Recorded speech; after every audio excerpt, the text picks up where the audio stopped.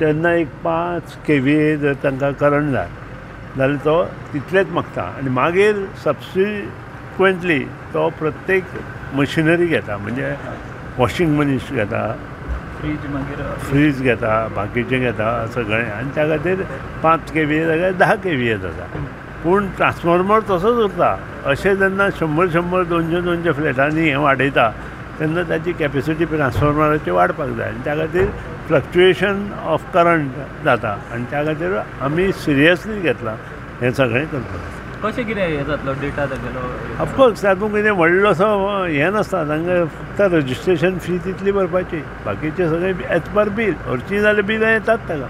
पूण जी low voltage पळय problem जाता तो बंद जातलो.